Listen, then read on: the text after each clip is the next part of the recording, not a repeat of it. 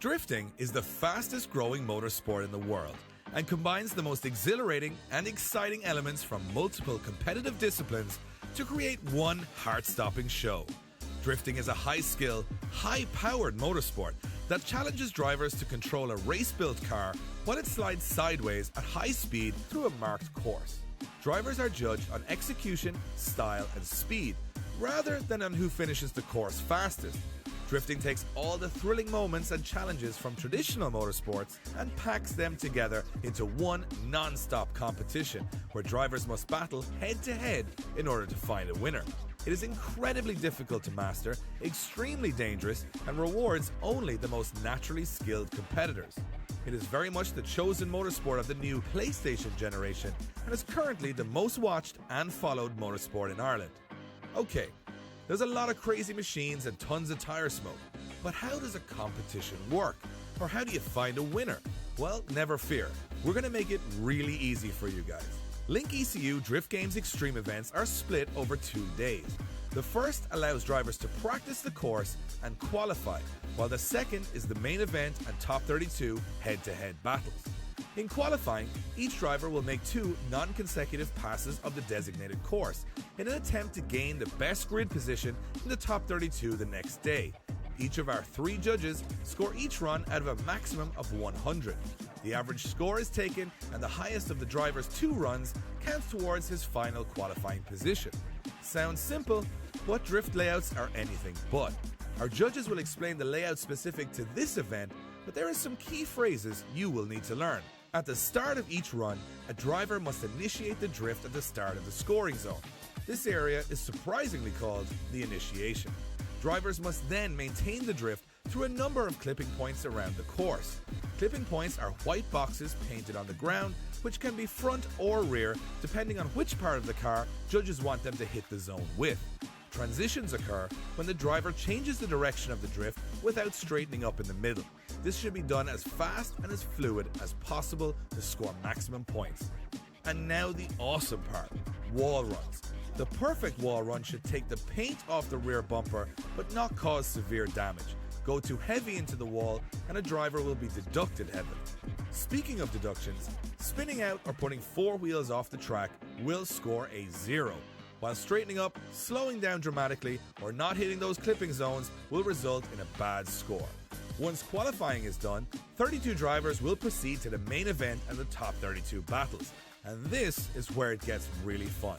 In battles, drivers take turn at lead and chase before the judges take a majority vote on who should progress. The lead driver is tasked with running the perfect qualifying line, hitting the clipping zones and staying fluid and fast throughout the course. The chase car must mirror the lead car and get as close as possible without making contact. It's risk reward, but it's insane to watch. The top 32 tournament leads to the top 16 parade. This is where the drivers get to see all the fans close up.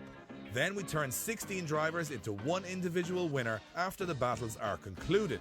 The top 3 make the podium and the rest have to rethink and come back harder at the next round. So, that's competitive drifting in a nutshell. We know it's not as easy to understand as some other motorsports, but we'll help you guys get up to speed throughout the event. For now, sit back, strap in, and prepare for some insane automotive entertainment at the Link ECU Drift Games Extreme.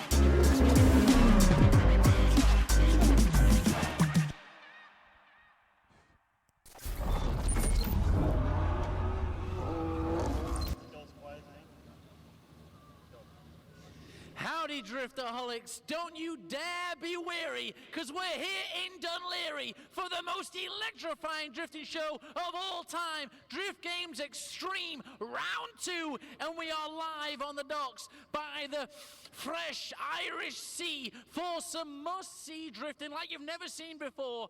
After the amazingness of round 1 where Alan Hines was reigning high, qualifying is about to begin here. There's a nice atmosphere up in the air. The crowd is ready. The engines are roaring. What a beautiful day it is for some drifting here in Dunleary, and I cannot wait. The Lowbrain's here with McBurney. Hines is here. Jack Shanahan's here. The Glockenspiel Neil Dunn's here, as well as all the usual cast of characters. I am just so excited for today, but you know what happens now? I got to send it on over to the man with all the power and the face that runs the place, the commish and Power Ed, to talk you through everything that's going on today here at round 2.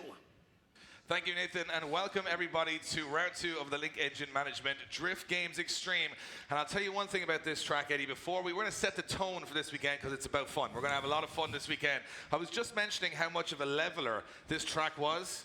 You need to get the bubble replaced in that, Dave. Yeah, this is an old joke. And also, from another point of view, let's see what happens. I know some of the drivers were harboring some resentment from their performances at round 1, but I think, you know, it all comes to all. We are ready to see what appears to happen on... I'm sorry, it's going to have to stop there. It is a fun event. It's Dunleary. It's something brand new. Every year we come here and we go, how did we get away with this? How are we in the middle of a town? How are we in the middle of a harbour? I'm looking at boats and yachts and jet skis, and we're here with some drift action. It's incredible. And we weren't even supposed to be coming back, but it is. Look, round 2, Dave, and round 1 has already kicked up a massive surprise. A brand new winner of the Drift Games Championship, a brand new winner of pro competition in Ireland. Alan Hines looking to lead from where he left off at the last round, and already we have a very, very exciting championship. I've been watching the practice. These guys have been going hard all morning, and you know, you can't win practice, but these guys are ready for it here. I was ready. We were ready to to hand out some trophies, Eddie, after practice, because some people were actually winning practice because the door-to-door action was insane. The sun is shining. Tickets are still available on the gate tomorrow, standing room only here in Dunleary.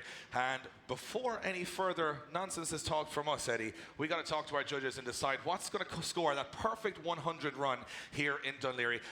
Judges this weekend, Dan Moorhead, Kieran Hines, and Kevin O'Connell. Kevin, talk us through what the drivers have to do here to impress you guys and get top spot in qualifying.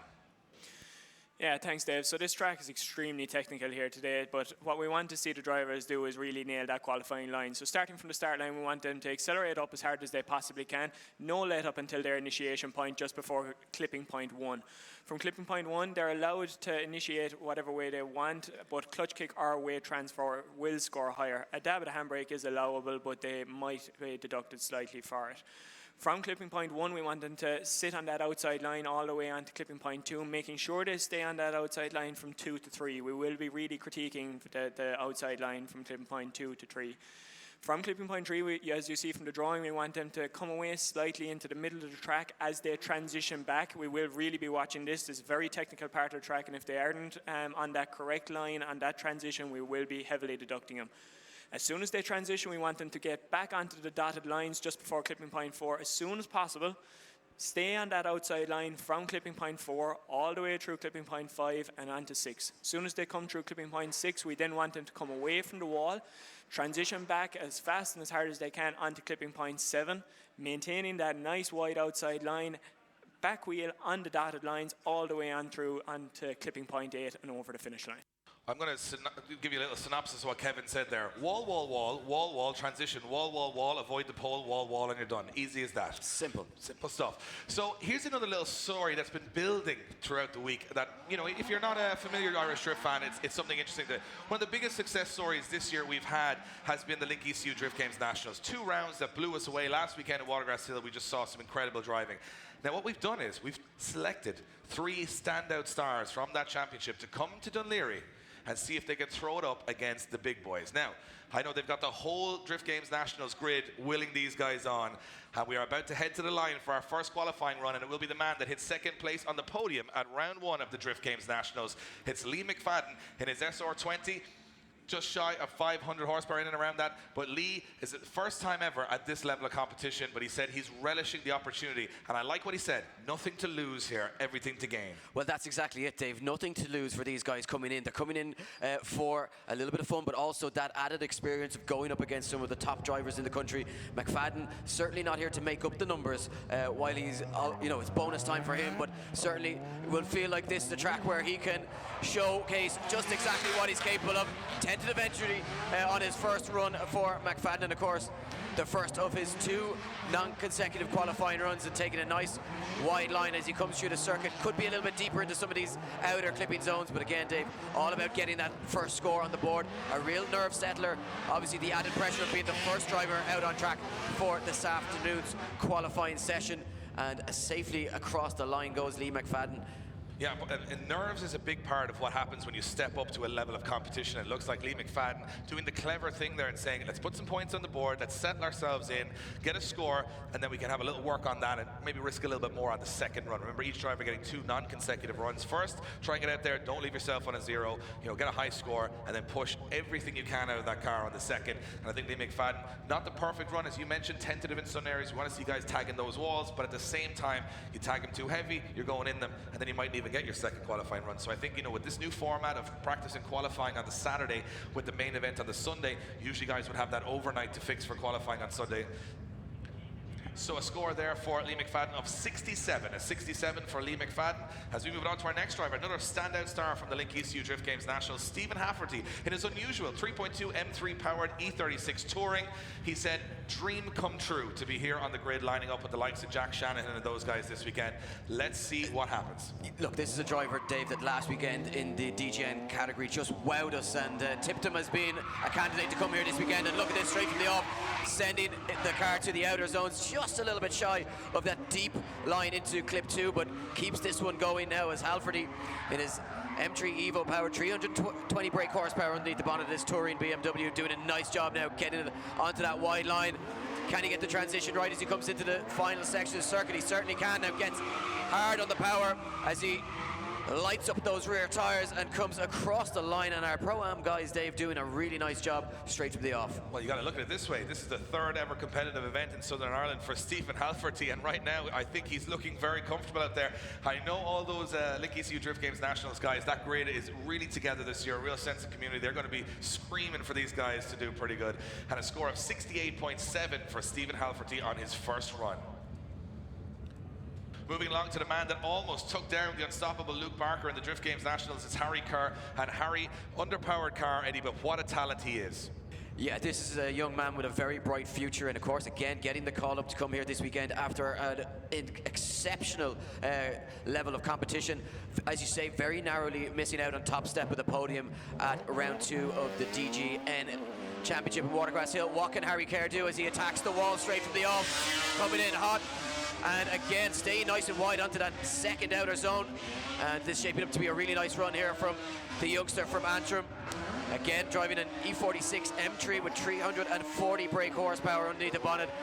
It may be low compared to some of his competitors, but he can keep this car very fast. Just misses out on hitting that pole and nicely negotiates it across the line. Run 1 in the books for Harry Kerr, the 15-year-old from Antrim, doing a nice job laying down that qualifying line. We just keep producing these young stars coming through the ranks so fast, and the confidence they show from the off, from watching years and years of action on the track. They're learning so much from what they've seen gone before them, and they're arriving hot and ready to go out there and take down some big names. Great run from Harry Kerr there. Wow, an 85.3 for Harry Kerr in his first ever pro debut. That's how you get the job done. Yeah, setting the bar high nice and early as we move on to one of the only UK drivers on the grid, Martin Wanacott, in the brand new Pro Drift Academy livery that he's rocking for this weekend, all the way from Devon. 1JZ underneath the bonnet of this Chaser, 702 brake horsepower. You know what, Dave, if you're coming to the docks, why not bring a boat of your own? Well, what can Wanacott do here as he comes gunning for that outside line straight from the off? Wanacott looking very impressive in this morning's practice. And while it looks as though there's a flame coming from that front bumper, it's actually just his tow hook as it flaps in the wind. Wanacott taking it deep into those outer zones, nailing the line so far. Very impressive delivery on this car, looks so cool. And Wanacott gets it across the line. And you know what, Dave? We are seeing a very high standard very early on. And we are running in reverse championship order. So that is just a sign of what's to come here this weekend. Yeah, well, all these guys taking their first run out in the championship this year. Martin Wanacott, wildcard entry this weekend from the UK. He's really come through the ranks in the British Drift Championship. He's one to watch there in that championship. And I think he's one to watch here this weekend as well, as Wanacott puts in a stormer of a run in the Pro Drift Academy JZX. And he has plenty of horsepower, not using all of it here, of course, with a slightly technical track. And 88 on the board for Martin Wanacott. We've started high, and we have only started on the guys that haven't done a competitive run this year. Eddie, this is going to be a tough qualifying session for everybody. Yeah, I mean, look, we talk about the DGN as being almost stealing the limelight. That's the one you got to go and see in the flesh. But these guys are feeling the pressure on the extreme grid when they hear all the positive words. And the first driver out of that grid is going to be Dylan Garvey. Yeah. Round one not going the way he would have wanted, but he's back here for round two, and he's looking to take panels off that car straight from the off as Garvey goes aggressive into the barriers. Problems in early practice, but the guys in the pits getting the cars dialed in nicely. And look at this, Garvey. We've talked about Garvey in the past as being one of the rising stars in the sport, and he's showing exactly what he can do. Nice line. Can he keep it deep into that outer zone as he comes through the final sections? He certainly can. Dylan Garvey, the first of the Garvey brothers on our grid today, doing a nice job on his first run of qualifying. That's a full engine rebuild in 3 weeks on that car. And also, Dylan Garvey saying he suffers a lot from nerves at this level of competition. He says, if I get one good run in, I'm settled for the weekend. Well, I think he's just achieved that on track right there. Yeah, a lot of nerves, but again, a former IADC champion as well, so he's got that ability. He's been at the top of a podium before. He knows what that's all about. Results coming in, 88 to beat. What can he do? An 81.7, so jumps into third position. We just hit the 80s 3 times in the last 3 runs, and we are in reverse championship order. This is incredible stuff. Now on the line, your eyes do not deceive you. That is a Ford Sierra, and it is Jordan Boyce in the 2.2 Scorpio turbocharged Ford Sierra, representing Link Engine Management, Power Max Engineering, and Murray Motorsport, BMC Engineering, Forge Motorsport, G-Force Transitions, and Extreme Clutches.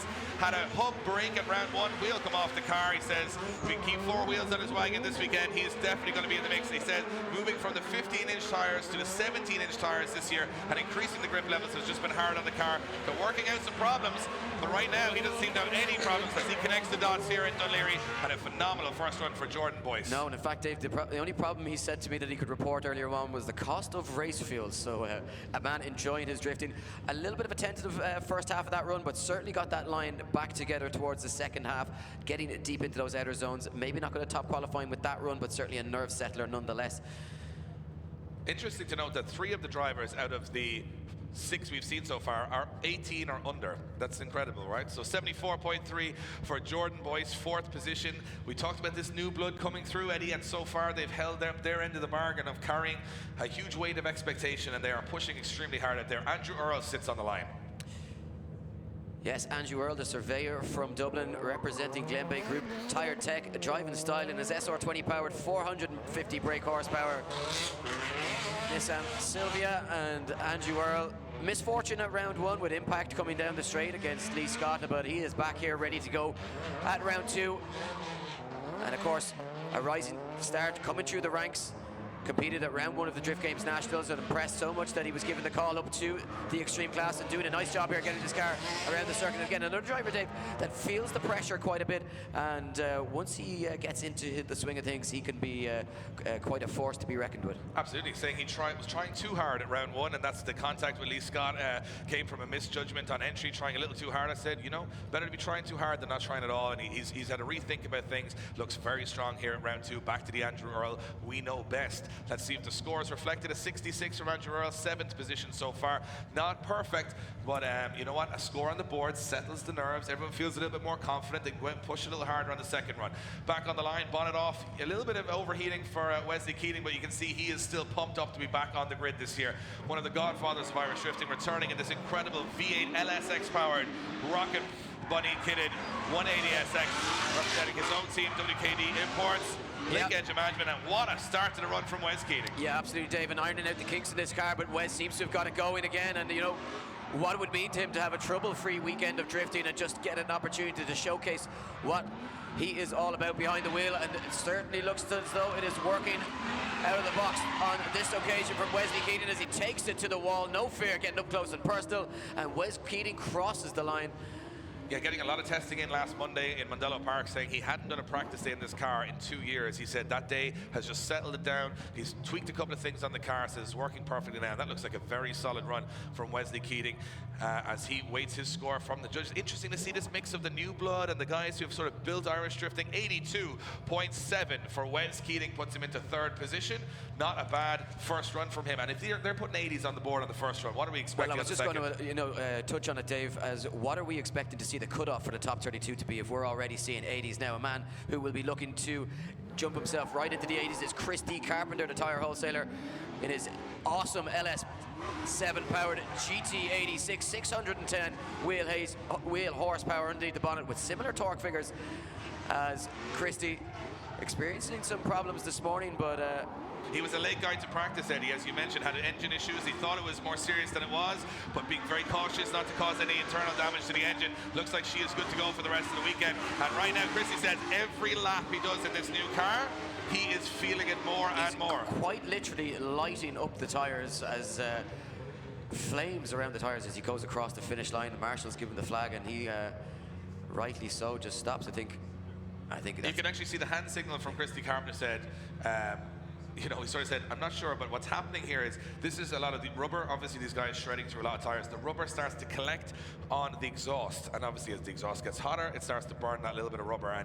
And it has become an issue here and there as we've gone through the competitions that we just want to make sure that car isn't a fuel issue or anything like that. So it looks like not a major issue for Christy Carpenter, but one that the marshals are going to take quite seriously here. No, and you know what? Just going back to the run, Dave, loving, personally anyway, loving having Christy Carpenter back on the grid, and a very strong first run from him. And he's a man that's really enjoying being back behind the wheel. He's had a few years out of competition and just embracing the opportunity to be back out in front of an Irish crowd, putting on a show. Yeah, let's see what. In for Christy Carpenter, and 82. 82 for Christy Carpenter puts him in the 4th position. Imagine taking a 2-litre car that has a pretty gutless engine and putting a 7-litre V8 into it. And that's the beauty of drifting. You just don't know what these guys are going to come up with next. But it works for Christy Carpenter. First run on the board. Marshall's out on a little cleanup on the track, as you can see. And they're an incredible team on the track right throughout the championship. Those guys live and breathe making sure that track is 100% for every single driver out there. And a little bit of patch of fire extinguisher laid down there, which the guys are going to try and clear up as quick as they can. The only good thing about where it is it's not in a really critical part of the track.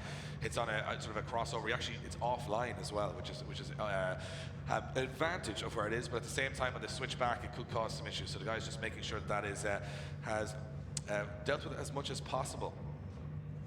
Of course, tomorrow is the main event, Edward, and we are looking forward to that. That's when the crowd comes in, and we look like we're going to have blue skies tomorrow. What a day to come down to Dún Laoghaire. You've got the Red Bull cliff diving going on one pier over. You've got a fun fair to the left-hand side. You've got the whole beautiful, picturesque town to admire, and you've got drifting right in the middle. And you know what? If you want to break from all of that, which, you know, you might need, there's possibly the most acclaimed collection of ice cream providers in all of the country. Yeah. You have Teddy's and you have Scrumdiddly's right around the corner. I mean, what more could you ask for? I mean, come down, take in some drifting, take in some diving, take in a fun fair, and take in some ice cream. Absolutely, and from my perspective, you don't know in the future how long situations like this can last. I mean, I think in 10 years we'll look back at events like this and say, how were they even possible? How did we get away with it? I mean, I want to thank a big thank you to the Dublin County Council, to the fire services, to the Gardaí, who have all worked tirelessly to try and make sure this event is as safe as possible, and of course have rallied on our behalf. So, you know, a lot of times with drifting, it can be seen as something that's working against the authorities, but the authorities have really pulled behind this event this year. I want to thank each and every one of the guys from, you know, the Port Authority right through to the Dublin County Council, who have done a phenomenal job of, you know, making sure this event happens. And as you mentioned, we thought last year was the last year. The venue was actually sold. It was signed over and sold. The deal fell through. This was somewhere around late last year, and, you know, it perked our interest again.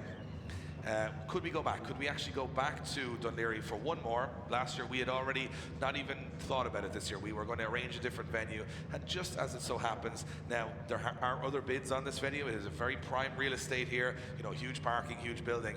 We don't think it'll be around for very long, so we'll enjoy it while we have it. Exactly, and it's the type of thing you've got to make the most of it while it's here, but you know, this is prime real estate in Dublin, so we are just a short drive from Dublin City. You got to remember that. So Yeah, we tried. I don't think it's going to last too long. But yeah, we tried to buy it, but they refused our offer of €250. So we went to 260, but that was our limit. Yeah. And they said no, it'll be somewhere in the millions. So I think we were a little bit off, but we tried. Yeah, I think the many millions. If nothing else, if you're on your computer watching or at your computer at home, if you're in attendance, what I do like about this is the mark we've left. Because if you go on Google Maps, you can actually see this track absolutely perfectly from Google Maps. Yeah. So as long as they never build over the car park, this will be, you know, a piece of Dunleary history. We've got some people trying to sneak in. Trying to sneak into the event. It's an elaborate sneak-in scheme that's been going on all weekend. People trying to arrive by boat to the event. So we've had to raise the fences. It's a bit like King's Landing here. King's Landing, yeah. People trying to get in from all sides. I'm at a loss. I'm trying to think of puns that we haven't used over the last 2 years, and I think we'll sail through them. I think we'll be fine. Look, I think when these guys get to the gate and they're turned away, they might be shell-shocked. But wow, yeah, something fishy about that. Anyway, surf's up, and John O'Hare is on the line, ready to take to his first qualifying run. I'm a reminder, tomorrow tickets available on the gate. You can rock on, you can come in, you can stand. There's a lot of extra standing room this year to make it as easy to see from all around the circuit. Great viewing here. There is no bad space to stand in Dunleary, which is the exceptional part about this event. John O'Hare on the line. Yeah, and his insane RB26 powered S15, 650 brake horsepower underneath the bonnet of this, and Jono going very hard in practice this morning. A few impacts with the wall, and he's doing it just that again as he comes out gunning for top spot here in qualifying. We always talk about John O'Hare being one to watch if he can just produce it and control the nerves. And look at this run that he's producing, Dave. Can he keep it going through the final sections? He absolutely can. John O'Hare just shallows up as he comes through that final clipping zone, but gets across the line, and that is a man with intent. Yeah, a man who followed Shane O'Sullivan around in the UK and Ireland for many years, now taking his own journey in the sport. And a guy also saying he suffers a little bit with nerves. Once he gets a couple of runs under his belt, he feels a lot better, and we saw that at round one. And John O'Hare does record a score on the board, and right now we have no zeros on the board, which is very unusual for this early stage of qualifying. So it looks like we are in for an insane weekend of action. 76.7 for John O'Hare, 6th position so far, and he'll be happy with that. A real settler. Yeah, absolutely. So important for a driver, as you say, that suffers with nerves to have that settler. We move it along to the second of our Garvey brothers. This time, David Garvey. One of my favourite cars on the grid, Eddie. This thing looks incredible. David Garvey representing Megaspec BM Autoworks 59 North wheels. Taken to the track, 600 horsepower, RB26. This car has actually got a lot of history. It was an ex-D1 GP car from Japan. It's probably not a lot left of that in it at the moment. It's a very much David Garvey's machine, but he's had a lot of issues over the years. Got this car down to Motorsport 56. They've solved a lot of those issues. And look at this Garvey running those walls. And he said he's not here to make up the numbers this year. It's 10 years of drifting, and this is his time. And with a run like that, David Garvey is definitely in the game. Yeah, really big run from Garvey. I think may just be penalised a little bit for a tentative entry, but the rest of that run certainly hitting all the right spots. And with a wing like that, you know what, I'd say there could be a little bit of a threat of maybe some of the sailors in our company trying to steal that and use it for their boats, because the size of that wing. Yeah, we actually had Ryanair coming looking for a wing yesterday. We had to hide David Garvey's car under a tarp because they were looking for one of the wings of the planes. True story. True story. Never lied to you guys. Next up, let's see what the score is for David Garvey.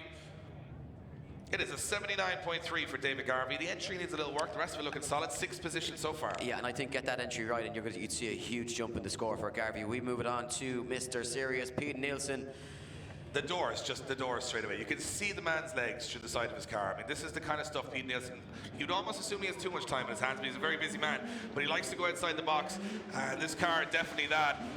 Dragging that splitter on entry and not afraid to go wide to the wall is Pete Nielsen. He said his time in the judging tower over those many years, allowing him the ability to know what the judges want. Whether he can do it or not, he said, is the question, but he's definitely trying here on a very wide line. Judges want the cars to run right to the outer walls, but also staying close to that outer white line. And this is a really tricky part of the track, this switchback. Can you stay right on that line? And Pete Nielsen does exactly that. That's a very good run. Pete Nielsen with some issues and trouble in round one, looking much more comfortable here in round two, and he'll be delighted with that one. He certainly will. Interestingly enough, they managed to actually get this car corner weighted very recently, and coming in at just over the 1,000 kg mark. So very light. Very happy with that. I believe with Peden sitting in the car, it's in and around 1,073 kg. Wow, so you're just giving Peden's weight away there. That's what you've done. 84.7 for Pete Nielsen, 3rd position. And, you know, Mr. Serious will be happy. Nice run.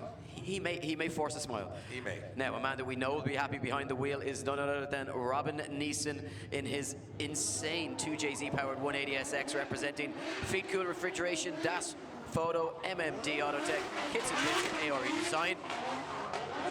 And Robin Neeson saying that he feels as though this chassis will be much more competitive this year than his old chaser was last year, as he comes out to try and smoke out the arena here in Dunleary as much as possible. Now having to pass through his own smoke. Doing a nice job. If he can just keep this going hard on the throttle as he comes across the line. Certainly not a perfect run from Robin Neeson, but again, a very good first safe run. Yeah, one of the amazing things if you look at drifting nowadays as opposed to maybe 5 or 6 years ago, Eddie, is that this car has a setting of 1 to 5 on the boost levels.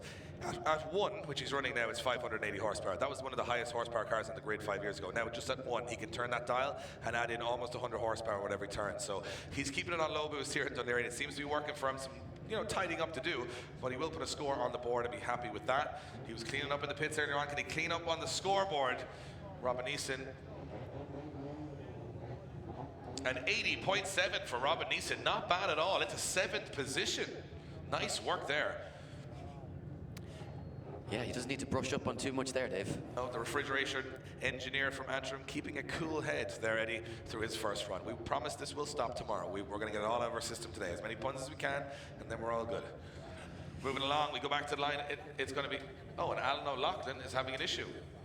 Oh, so he's broken a half shaft, actually doing a burnout for his qualifying run. Not the ideal scenario for Alan O'Loughlin. No, certainly not. Not where you want to have problems raise their ugly head. And unfortunately, Alan O'Loughlin is going to have his work cut out to try and get back ready. And for his second half, he's going to have it all to do. And it's that second run of qualifying. And with the scores that we're seeing come in, Dave, he's not going to have an opportunity to put in a safe one. It's going to have to be all go. As we see Kieran Casey now warm his tyres and prepare himself for his first run of qualifying. The supervisor in Laoghaire from County Limerick, representing Fleet ID, Gort Road Tyres, VIP Motorsport, Curran Motors, Dean M Sport and TDP. 2JZ HKS 3.4 stroker underneath the bonnet, 920 brake horsepower, the highest powered car on the grid this weekend. Should be enough, Eddie. Should be enough for this track. 920 should be enough to take off the space. But Kieran Casey said that's... It's about 15 Nissan Micras underneath the bonnet. Yeah. If you can imagine that. Here we go, Kieran Casey, plenty of tire smoke off the line, almost a rolling burnout there with the amount of power he has, but he says difficult car to keep a rein on because it is a very high horsepower car. Lag is an issue here on this track, but so far so good from Kieran Casey. Plenty of smoke, plenty of impact, again nice and close to those outer white lines. This is what we want to see from Kieran Casey, who said this year he's come back with this machine to make a name for himself. When it runs like this, a little shallow towards the end, but not too bad from Kieran Casey. Just one little error on that run, and plenty of positivity to take home from it too. Yeah, I think that error is, as you say, a slight error as he came towards the end of the run. A little bit heavy on the handbrake as he entered into clip 1 as well. May just see that score drop down a bit. Will it break into the 80s is the question for Kieran Casey. As we await the judges to tabulate their scores and enter them into the system. An 83, yes, does break into the 80s with an 83.7 for Kieran Casey, enough for 4th position temporarily. Not bad at all from Kieran Casey. Some big runs going in. You see Alan O'Loughlin being recovered from the track. He has one run to get it done, and I'm assuming if it's a half shaft failure, they will be able to repair that car for the second run, but it's going to be nervous times in the pits for the whole O'Loughlin team. Now, man, that I'm looking forward to seeing come out on track is none other than Sean Watt. You know, you got a BMW drift car, Eddie, and now you know what, you're so biased towards all these BMW guys. Absolutely, absolutely. Well, look, he's responsible for the lock kit in my BMW as well, so you got to give him a plug. But Sean Watt just came out this morning and didn't bother trying to put in any safe runs. He said, you know what, I'm just going to come out and do as much damage as I can to this car, and had a big impact with the wall, but they've got that car back up and running. And Sean Watt, no stranger to danger, and always has a good run out here in Dunleary. Seems to suit this track and this driving style very well, and Sean Watt doing a really nice job keeping it wide in those outer zones.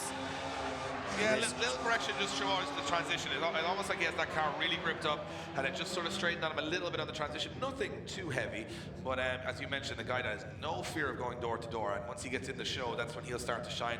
We talked about this little rivalry between Dean Martin and Sean Watt, both guys in very similar machines. They both said this is their time, this track this weekend, so let's see what Sean Watt does in qualifying on his first run. Yeah, I had a little dig at both of them earlier on. Neither of them making it past the top 32 at round one, so hope to see some fireworks from the two guys. A 70.3 on the board for Sean Watt, 12th position. Room to improve there from him. We move it back to the start line to a man who I'm very interested to see how he performs. Problems with the handbrake sticking on, but Chris Doyle has looked like he has got this lap dialed in right from the off this morning. What can he do here in his first run of qualifying as Chris Doyle leaves the line? Nice ball run into those first two zones. Can he keep it wide? He certainly can. And Chris Doyle, breaks down. And just, you know what? The last run of qualifying, Dave, it just sounded like there was a misfire in that car. Some problems just rearing their head, and he limps off into the pits. The car actually having a misfire in round one, running about 224 horsepower, still managed to make it to top 32, but that seems like a bigger error there, a fueling issue maybe in the car. I'm not sure what that is, but again, another driver that's going to have to do it all on the second run. And Chris, after you mentioned putting in some very, very good practice runs, now this was a 0. Alan O'Loughlin and Chris Doyle will have to go back, get those cars tuned up, and they have to put in a run on the second. It's going to be nervous times. Moving on to line, Graham Holden really impressed me at round one. This guy flying through the ranks in the Irish drifting, sort of a quiet, reserved guy, so he doesn't make a big noise, but that car does, and his driving style definitely does. Graham Holden, one to watch this weekend, looking good again in practice. A little tentative on the entry there, but definitely not afraid of that first couple of wall zones. Beautiful car too, Eddie, really well presented.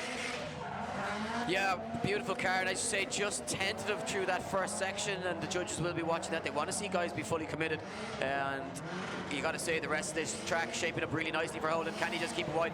No, another dab of the handbrake just as he comes into that outer zone by the lamppost, and just pulls him away from that outer clipping zone. And you got to say it's the only clipping zone that doesn't have a wall, but it does have those tires and that big concrete pole in behind them. So drivers, you got to say, you can't penalise them or yeah, it's scary. Speak too much downly of them as they come into that section and maybe hold back just a little bit. It's quite scary. It's just a standing pole in the middle of the track. I'm scared and I'm up here. Yeah, I wouldn't drive. I was actually driving around here just in one of the vans during the weekend. It was scary. When you come around that corner, it's quite intimidating because the clipping zone is, as you can see, right behind it, and you've got to sort of brush it almost to get the right line. And we saw what happens when it goes wrong with Mike Fitzgerald last year. You hit that thing and it's bad times straight away. So if the 27 wall runs aren't enough, you've got a pole in the middle to contend with. So it is a challenging track. While it looks like a simple sort of layout, a figure of 8 with an extra entry, it actually has a lot more going on. There's some bumps and undulations right throughout the course that the drivers, there's some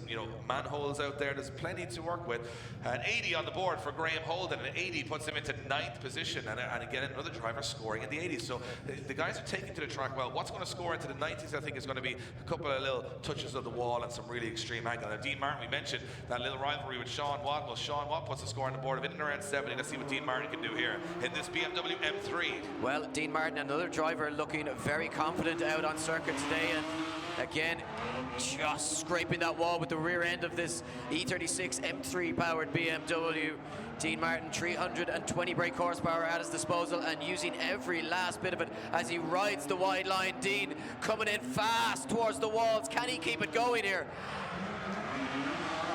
Nice transition, and through the final section with foot to floor. Dean Martin looking on fire so far this morning. Well, Dave. by talking to drivers after initial practice how they're feeling about the track. One guy that was sitting down just on his phone chilling was Dean Martin, because he felt he'd got his line right, and that's a big testament to a couple of laps in being nice and relaxed.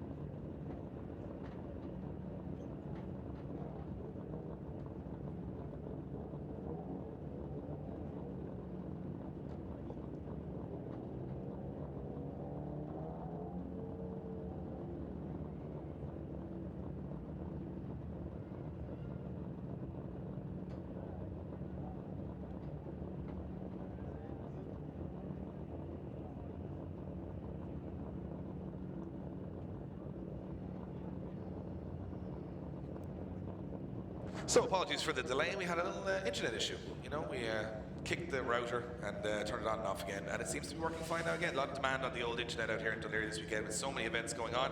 We apologise for the delay. We are ready to head back to the line and continue qualifying here at round 2 of the Link Engine Management Drift Games Extreme. And we're back up to the line. Go ahead. Cypriot driver David, and you could just hear that car just ticking over in the distance, Dave, just waiting to be unleashed. A very aggressive sounding 2JZ under the bonnet, 650 brake horsepower. Now at round 1 we bigged up David, and we saw something that maybe the live stream viewers did not see, which was a very aggressive driver, and a driver that really wowed us in practice. But you can't win practice, and it's all about producing it on the track. He didn't really produce the same sort of magic that we'd seen from him, but can he produce it here this weekend? That's what it's all about. That's what he's come here to do. David waiting for the thumbs up from our marshal. He is go in the Enios motor oil. Sylvia S15. Cypriot driver coming for blood, and no. That looks like a half shaft to me, Eddie. One wheel spinning is what it looks like. And I'm wondering, did that damage, was that caused maybe from the burnout box before? A lot of guys doing some aggressive burnouts down there to warm tires, but it looked to me like the minute he put the power on, one wheel smoked and the other didn't. And, you know, I'm no expert, but that might be the issue there. Well, you know what? We've seen battles won and lost by drivers doing damage to their car in that particular burnout box, and just a confirmation from our judges, a 0 from David, as if we needed. And again, that's now our second driver with the added pressure of having it all to do on the second half of qualifying. So we move it along to another invader. This time it is Basmol, the Dutch driver representing Intrapost in his BMW E46 2JZ, 364 brake horsepower. Looking to take home some silverware from Irish soil. What can Basmol do on his first run of qualifying? Looking nice through the first few sections of the course as he just shallows up, and you know what, utilising a lot of the front brake throughout the circuit. I think maybe costing him some of that wide line that he's seeking so desperately.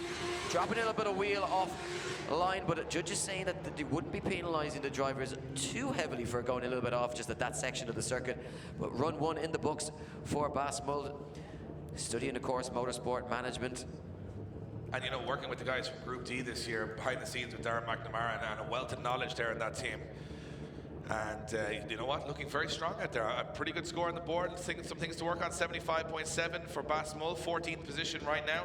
We're hearing words from the pits that Terence Fury breaking a cup in the diff and has to go back in to repair that, so we'll skip on from him. He's another driver sitting on a 0 with it all to do in the second half of qualifying. Is Tomas Falvey, the construction project manager from Cork in the Elite Autos Drift 2 Motorsport Moose Design Mobile 1 S15, sits on the line, and he has always a smile on his face, but it's business time right now. Yeah, Falvey coming forward here this weekend. 650 brake horsepower at his disposal. More than enough for this Dunleary circuit. And you know what, Dave? Watching some of his runs in practice, a man who looks on form this weekend. Runs hot and cold sometimes, but certainly bringing the heat to Dunleary this weekend is Falvey. Nailing that outer line and really hooking up well with this circuit. And safely across the line goes Tomas Falvey. Yeah, a little sketchy towards the first half of the run, but I've got to say that last section was probably the best we've seen from anybody today. So a lot to work with there for Tomas Falvey. If you can get that first bit a little bit dialed in, he's looking, you know, a 90 run there if you can get all that together. Probably not on that occasion. Some strong points of the run though. 78.2 for Tomas Falvey. 13th position, and it says Thomas Falvey, but that's because the fada on the A on his name messes with our system, so there you go. God damn it, these systems need to be designed in Ireland. They can't deal with fadas, but there you go, there is a fada there. Now, a man on the line who we've talked a little bit about, you know, not being on full form in round 1 was Paul McCarthy. Said he had a little bit of rust. He hadn't driven the car or driven a car in a couple of months. He wasn't happy with the performance, but he was looking very strong in practice here. Last year had a wheel come off the car and stop his charge to the top, and Paul, one of the most experienced drivers on the grid, tipped for big things, but he's got to get it done this weekend in round 2, Eddie, and it's a good start so far to qualifying. Yeah, qualifying, not somewhere that McCarthy, you know, tries to really shine. Certainly very capable of putting in those big scores, but feels as though you can't win the competition in qualifying. Doesn't like to try and risk the car, but gets the car across the line and always gets himself safely into the show. No problems for McCarthy this time around. Doing a good job. Where will he land once the scores are tabulated and dropped into the system? One of the most difficult people to come up against in the battles, and always just rises to the occasion. real battle driver, as you mentioned. A 74.3 for Paul McCarthy puts him into 16th position, and you know, Paul always says, just get the qualifying out of the way, it's the battles where I really want to shine. Well, he'd like to be sitting high up the order, maybe some room for improvement there for Paul McCarthy. Next off the line will be Neil Dunn, the heating contractor from Laois, representing MDT Tuning, Team Consumas Destino, Heating Engineer Supplies, Carrick Tools, Turbo Direct, Group D, 500 horsepower SR20. Yeah, do you know what? A nice start to the run. Nice and deep into clip one, but then comes completely off the line and shallows up, and I think his score going to be hurt quite heavily. Neil Dunn rising to the challenge this year, the DGX category, and a man who, again, very positive about his drifting, very positive about his media work. Oh, going 3 and 4 wheels off circuit. I believe, David, that will be a 0 on the first run. Of course, waiting for the judges to clarify that. They will have the eagle eye view. Well, you see, the problem with this track is if you go anywhere on wheels off, anyway, you're just going to be smashed into the wall. So Neil did well there. Not the perfect run. I think, you know, one of those cases where someone was overdriving the car a little bit, just maybe overthought it a little bit. Not as good as the practice runs you've seen, and a 0 for Neil Dunn, another driver who will have it all to do on the second half of qualifying.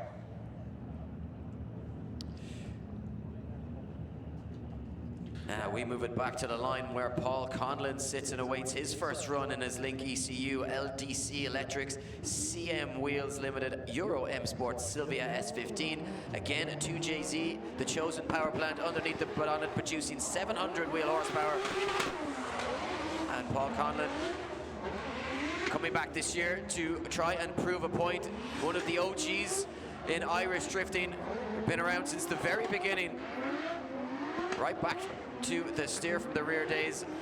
A tentative start to the run, but starting to pull it back together now. This is where he struggled in the morning practice, and once again, just not able to get the line right through that final section. And Paul Conlon, I think, going to be seeing a fairly modest score on this run. It's certainly not the score that he's capable of putting in. Violent car. Every time it comes on and off throttle, there's such pops and bangs, and it's just so cool to watch.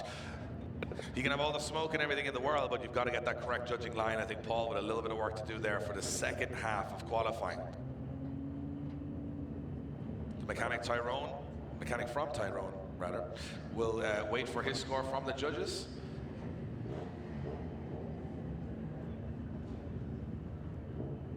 There's guys out there on some boats and they have no idea why. They think something's on fire every 30 seconds in the harp. Oh, it's gone now. Oh no, something's on fire again. Oh no, it's gone. Oh. So it must be very confusing if you can't see over the edge of the wall. A 59.3 for Paul Conlon. A 59.3 is his score from the first run. A little bit of work to do there. Dennis Murphy lining up next. A little bit of work around his car, but it seems to be coming good right before qualifying at the end of practice. Let's see if Dennis Murphy, a man known for tagging walls here in Dún Laoghaire, can go back out there and do the exact same thing again. Yeah, Murphy likes to go hard, likes to take it to the wall, likes to put on a show for the crowd as we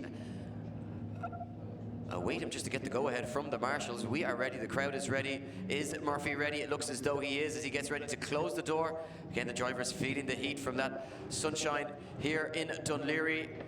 Key Droney gives the orders. We are go. Murphy sets sail. Can he sail himself into the top spot in qualifying? Murphy now coming through that clipping zone 3 with a lot of pace, and he's carrying it right throughout the course. Got to be careful he doesn't carry too much pace, but he just scrubs it off in time for that outer wall. And a very good solid run from Dennis Murphy here. So a very aggressive driver. We've seen him be almost overly aggressive in the past, but we like to see a little bit of aggression in qualifying because that's where it scores big points, impact scores with the judges. And Dennis Murphy looking very comfortable here. He's had a couple of good runs out in Dún Laoghaire in the last 2 years. I expect no different this weekend. Another driver who says this year he really wants to, step up into that top 10 bracket of, ranked drivers in Ireland, and this is the place to do it. Well, we talked about this circuit being a leveler, and it really is proving that as well. A lot of drivers scoring very consistently in the 80s here, Dave. This is going to be a tough one to predict, and I think we could see some upsets and maybe a few shocks and surprises when it comes to the podiums later on this afternoon. Score dropping in for Dennis Murphy at 80.7, only enough for 9th position. Murphy heads back to the pits to prepare himself for his second half of qualifying. Not bad, get yourself in the 80s on the first run. You can't argue with that. Now on the line, your eyes don't deceive you. This is the same car as round 1, but a very different look for Jack Shanahan. the man who has won the Irish Drift Championship and British Drift Championship in the past. He's back this weekend before a big long trip to Austria for round 1 of the Drift Masters European Championship next weekend, representing Ireland. But this weekend he's representing himself and Link Engine Management, trying to get out there and put on a big show, get this car dialed in, and he says, you know what, I'm going to win it just for good measure too. But right now looking very confident in a car that he's only stepped into for the second time this weekend. Yeah, we saw a lot of emotion from Shanahan at round 1 when it just didn't pan out the way he wanted after putting in endless nights work on this car, but he looks very comfortable out on circuit and looks as though he's back with a bang. Hashtag Jack is back. I expect Jack to be a real contender here this weekend. Yeah, he said the car is getting better and better with every run. He's dialing more and more grip into it. It looks like a rocket ship out there. But and you know what, Dave? He goes well in Dunleary as well. Yeah, he won the first ever Drift on the Docks. Drift on the Docks 1. McKeever took Drift on the Docks 2. Who's going to take Drift on the Docks 3? We'll find out tomorrow. A reminder that tickets still on sale at the gate. €20. Come in, watch the drifting, meet the drivers, have some fun, get an ice cream. It's going to be a lot of fun. Don't miss out. Nice weekend down here in Dunleary. Weather is perfect. You can't miss it. 87.7 for Jack Shanahan puts him into 3rd position in qualifying, and an 87.7 on the first half of qualifying generally would put you first, but the quality has been exceptional. Now we move on to these 4 young guns that wowed us at round 1, starting with Lee Scott finishing 4th at round 1, and a man that wasn't beaten all year, almost in Pro-Am last year. Scott takes to the circuit, representing Finboy Tire Services, DD Auto's Top Dog Driftworks, Hell Performance, Euro M Sport Turbo Systems, RB25, 550 horsepower, BMW, and he is absolutely on a mission here, Eddie. Yeah, he certainly is, just taking it out to all those outer zones, maybe a little bit shallow off one of them, but Scott looking very quick, and I think if he had a stopwatch, probably one of the quickest drivers through the circuit. Such is the grip dialed into that E46 BMW, and you know what, Scott has achieved some monstrous things last season, but now he turns his attention to the Pro Championship in Ireland and DGX, and certainly one to watch this weekend. Could we see him take a maiden voyage to the top step of this podium? Nice, like that one. We still got a few left. We've got a few. We've got to make them work though, Dave. That's the thing. You've got to slip them in right. Yeah. You can't just save them. But anyway, Lee Scott waits his score from the judges. And these 4 guys, you know, big pressure on them. Was it a once-off? An 83 for Lee Scott puts him into 7th position so far. I was just about to mention those 4 guys at the top. You know, Scott, Caldwell, McBurney, and Hines. A lot of pressure on those guys this weekend. Can they replicate that incredible finish to round 1? And Ryan Caldwell, all smiles in the driver's seat of his S15.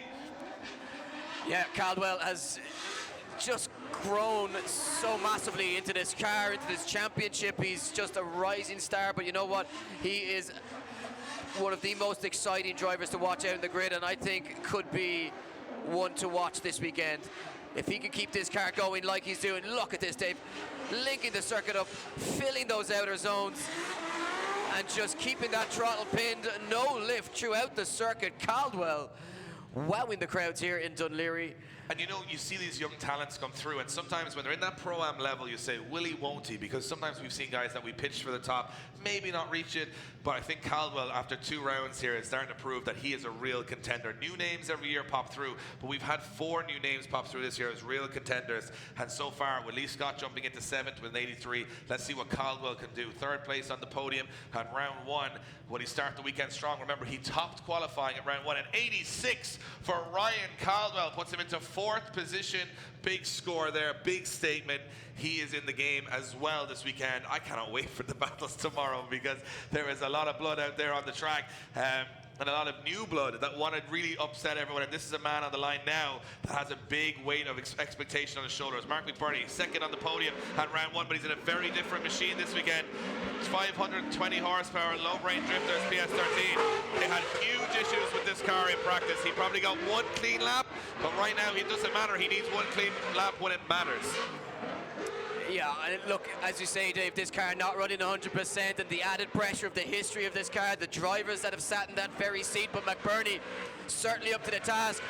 And you know what, possibly the best run that he has managed to produce in this car all morning, and does it when it matters, takes it across the line. The unicorn lives, Dave. I mean, I can't believe it myself. However, it does have the strangest sound of a V8 on the limiter or of a revving I've ever heard. It's just incredible. I don't know what way they have to quieten that car down for Dunleary, but it almost sounds like Mario jumping up and down when he comes off the clutch. Hard to describe. I'm not sure if you guys at home can hear. I'm sure you guys in attendance can.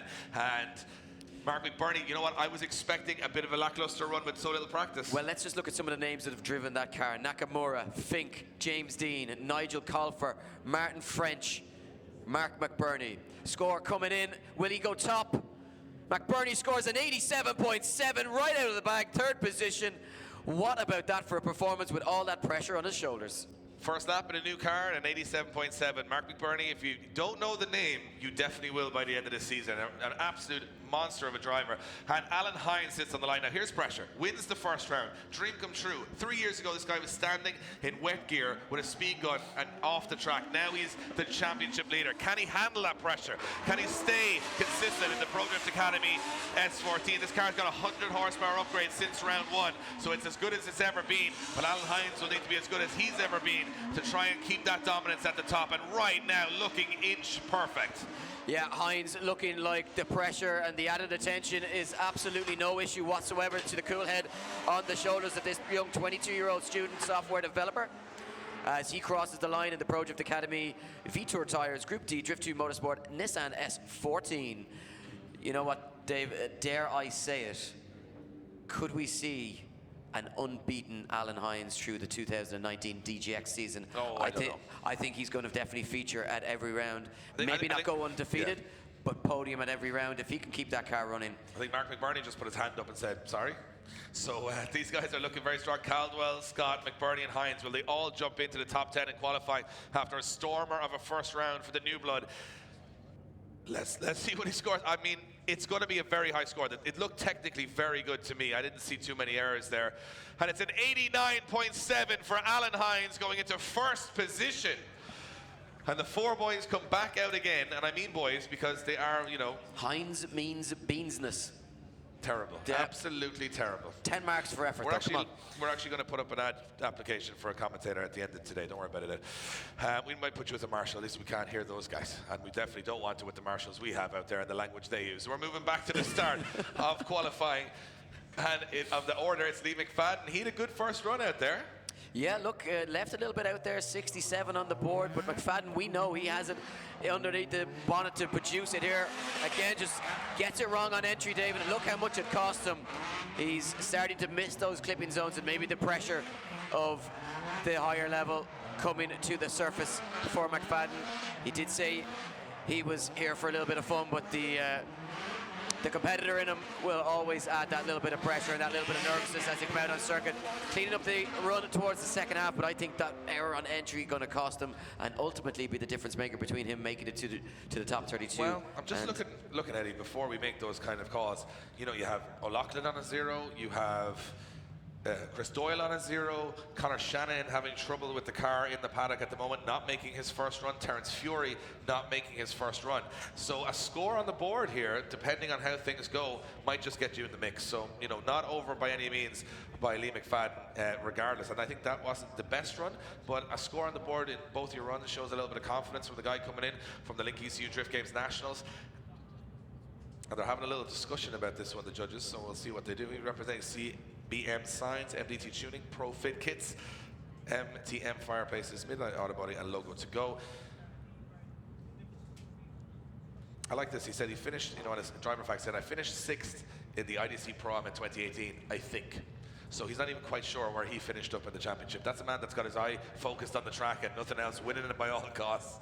If it's not first, it's last for Lee McFadden. But you know what, Dave? Just sorry to cut across you, but I did a little bit of number crunching when you said about, you know, some of the drivers I saw you pull the abacus out. I was wondering. Yeah. So that's what it was. You know, we don't believe in modern technology, but anyway, we started off the weekend with a potential 41 drivers. 6 of those are either missing or having mechanical issues in the pits.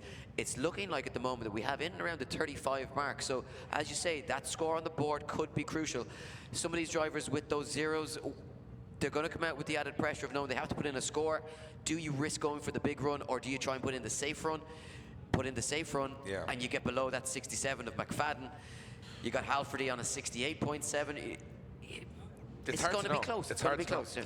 And I think one thing that's really impressing me is Martin Wonnacott still sitting in third place. 54.7 is the score for Lee McFadden, so not a major improvement there for him. But Martin Wonnacott from the UK is sitting in third position at the moment with an 88. Phenomenal first run out for him. So, a couple of guys in the mix there that you might have, slept on a little bit when you look at the driver grid coming out. But I think this track, you've seen Chris Brady do it in the past. We've seen, a number of drivers do big things in this certain environment that is sort of anyone's game. And I think that's what we wanted from the championship, Eddie, that unpredictability. Yeah, well, that's certainly what we've got so far. But as you mentioned, Dave, this track can, even qualifying alone, a lot of drivers don't really produce the goods in qualifying, and then they come alive in the battles and they grow into the event. So just getting a score on the board and getting into one of those top 32 positions can be huge. Now, as we see Stephen Halferty ready himself to take his second run of qualifying. Halferty with that 68.7 on the first run. What could he do this time around in the Urban M Sport E36 BMW Touring? And we spoke about Halferty being so consistent and so steady on his qualifying line at round 2 of the Drift Games Nationals just last weekend in Watergrass Hill. As he, you know what, Dave, maybe not wowing or doing anything explosive, but very steady, keeping that proper line, and very technically correct is Halferty, and that to me looks like it could well be an improvement on that 68.7 from the first run. Yeah, a guy that stepped up to this level of competition with absolutely no expectations.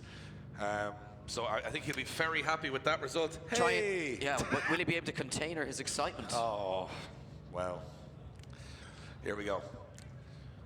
Let's see exactly what he did score. 75.7 for Stephen Halferty, 22nd position for him. And you know what? That's not bad going. Well, that's safe, Dave. You got to say that is safe. I think that's safe, yeah. And Harry Kerr, another driver who had a pretty solid first run. Solid enough to get an 85, would you believe? So Harry Kerr. Not solid about it. Phenomenal first run. 85.3. Big weight transfer entry and nice into that first corner. Hammering the throttle and grazing the wall. Every time I see Harry Kerr, I think of Lee Scott. I think, very similar driving styles. Obviously, similar chassis from where they started out, and Harry Kerr just coming for it, right out to the walls, blitzed it, absolutely no fear whatsoever. And you can just hear very, very little, lift off the throttle throughout the circuit. Keeps that car pinned.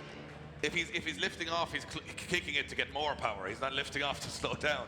It's a clutch kick. And Harry Kerr, a future star, as we've mentioned many occasions. You know what? A current star in my eyes. A real exceptional young talent. And an 85. Can he better it, though, on the second half of qualifying as he looks to improve his position? No, not managing to better that 85, but certainly a very strong run on the second attempt. A 77.3 on the board. Yep. Not bad at all from Harry Kerr, representing the Link ECU Drift Games national crew this weekend. And this is the man we were talking about earlier, Martin Wonnacott. I mean, I'm not sure exactly what he had for breakfast, but give me 2 cups. Well, you know what? He made leaps forward last year at the British Drift Championship, and he's come over to Irish soil this season. And again, look at this incredible run. Once again, laid down that 88, as you alluded to earlier on in that first half of qualifying, smoking out this Dún Laoghaire circuit. And Wonnacott, for me, one of the drivers that people may have been sleeping on. Do not take your eyes off him this weekend. Certainly looking to fly the flag high for the British on Irish soil this weekend. Could we see a threat to that undefeated? You know what I think it is? It's because this event is so close to Britain. They're starting to feel that little bit of sense that they're at home, because we're almost hanging into the sea. I mean, here. if there was British fans on British soil, just at the port there in Holyhead, shouting across, you'd probably hear them. You could hear them. I think all of Martin Wonnacott's family are on the other side, just shouting, and we're just hearing them on the ferry terminal here. But you know what? For Martin Wonnacott there, I think he's put in 2 cracking runs. I would not like to be going up against him tomorrow. Absolutely not. Looks absolutely on rails out there. So positive. I mean, representing Pro Drift Academy this weekend. Car looks amazing too. And he really wanted to come to this round. He watched the live streams in the last 2 years, said this place looks insane. Well, he's having fun out there, and I think he's put another good score in. Maybe not enough to outdo his first run, but yeah, an 80.3 on the second. But that's a man looking confident, definitely putting in 2 consistent scores, and he'll be feeling very good taking off that race suit this evening and getting ready for tomorrow's action. Back to the line with Dylan Garvey. Yeah, Garvey again, another driver who did it all on the first run, making sure he was safe into that top 32. 81.7 on the board. Can he go for a little bit more on the second run? Certainly taking it to the wall, and look at that pinpoint accuracy, Dave. Almost grazing the rear bumper and spoiler off the wall as Garvey comes hunting for it. Again, taking it right out to the extremities of the circuit. And you know, we talked about shutting it down, Dave. Yeah, shutting it down. Did have problems with this car earlier on. Bob will be in the pits waiting for him to come back in as they take a look at that. But of course, they do have until tomorrow to get that car right if there is issues. He's got a good score from the first run. I don't think it's going to be massively affecting his whether he's in or he's out, but he would have liked to finish that run. It looks strong up to that point. So I think he's going to score a 0 on that, stay in 13. You know, we don't know where that's going to move as things move on, but I think he's safe for battle action tomorrow either way. So a big improvement from round 1 for Dylan, who had engine failure before he even got to qualifying the last time around. Back to the line we go. Another man who didn't qualify in round 1 is Jordan Boyce, but he's sitting with a very good score from his first run, 74.3. Can he improve? Well, we're about to find out. Yes, he takes to the circuit in his Link Engine Management PowerMax Engineering Murray Motorsport Ford Sierra with a 2.2 16-valve Scorpio turbocharged underneath the bonnet. And again, another one of the rising stars, just 17 years of age. And you know what, when we look to the future of Irish drifting, we know that it's in safe hands when we see drivers like this come out and nail it straight to the walls. For Jordan Boyce, Smoking Joe, putting on a show here at Dunleary for the crowds. And I think that we may be looking at an improved score for Jordan Boyce as he looks like he is settled in, Dave. Yeah, and you know, they were worried about the rear end of this car, how much it would hold up to those semi-things. Still not getting the correct parts delivered. They're actually going to run a Mustang rear end on this car, would you believe? So maybe borrowing parts from yourself? Absolutely not. But he will be running some Mustang hubs on the back just to try and handle that grip and power in that Sierra. Obviously, a Sierra was never built to kind of handle that. So 84.3 for Jordan Boyce jumps him into the top 10, into 9th position. That's more like it from Jordan Boyce. So, back to the start line where we await Andrew Earl. And Andrew Earl, again, one of the rising stars of the sport, Dave, coming through the ranks and earning his right to be here with strong performances in the lower ranks in the Nationals and, of course, in the BDC last year. And Earl, with maybe not the most impressive first run out on circuit, 66 on the board, but this one looking like it's taking shape to be much improved as he rides the wide line. Taking it right out to the walls is Earl, who's coming hunting for it in the Glen Bay group. SR20 powered Nissan Silvia, the surveyor from Dublin. As the exhaust just trails down as he obviously pushing that car right out to the wall. And I think he may have hit the wall, Eddie. We have some damage on the back end of the car. We have a bumper down and an exhaust off. So I think that was just getting a little too close for comfort with those barriers on the extremities of the track. But that's what we want to see. We want to see guys pushing the limits on the second run. That's what it's all about. So we await the score for Andrew Earl. Will it be enough to improve on that 66? And yes, it is. He bumps himself into 22nd position with a 76.3. So a nice improvement for Andrew Earl, and it looks as though a safe passage through to the top 32 tomorrow. Now a man who had a decent run of form in the first half of qualifying and a turn of fortune, 82.7 on the board for the boss man at WKD Imports. But it looks as though problems off the line. A broken shaft, Dave. It looks as though. That's a half shaft off the line right there, Eddie. Guys running so much grip. If you're new to drifting, you might think that these guys are running super, you know, easy setups on the cars, make the cars slide around. They actually run similar rear ends of these cars to drag racing cars. Semi-slick tires, 265mm wide, soft as you can get. So man, you're obviously trying to get grip from a spinning wheel and move at momentum. So what happens when you... Yeah, so 12th position for Wes Keating, 82.7 is where he'll stay. But what happens, Eddie, when they give that big jolt off the start line, sometimes the tire can grip and the half shaft can snap, and that's what's happened a couple of times today. So we have Christy Carpenter with a thumbs up. Keen Droney, our start line marshal, is taking a quick walk around, a quick check of the car. And Christy, every run he does in this thing, he gets better and better. We're going to have a little look around this car tomorrow in more detail, because it is such an exceptional build. But you can build any car you want, you still got to drive it. And Christy Carpenter says he's getting more and more comfortable as time goes on. Yes, an 82 on that first run, but I don't think the judges or Christy himself will like that line between clip 1 and 2 as Christy comes hunting for the walls. But yeah, just a little bit lacking in that consistency, and the limited track time this morning, of course, had those issues and those concerns.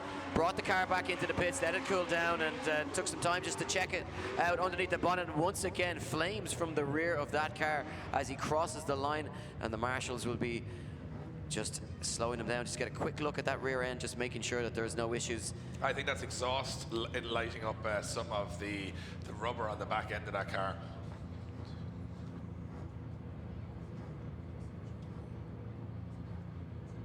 So Marshall's just having a quick look over it, and you can see just a spark of a little bit of flames just on the tires as he just gets towards the very end of the circuit. Yeah, it's the unburnt, or a little bit of unburnt fuel and heading onto the tires. Nothing major, but you can see the exceptional care taken by our marshals here at Drift Games to make sure those guys are safe on track. And a 74.7 for Christy Carpenter does not improve him, stays in 13th position, but that's a big improvement from round one and starting to look like a real contender out there. Well, look, Dave, it's 2 competitive runs on the board, and Christy will be delighted with that. He has that 82 as well in the bag from the first run. Now, John O'Haire, he looks to try and improve on that 76.7 in the Westlake Tires, Elite Autos, Driving Style, Quinn M Sport, TDP mapped, RB26 S15.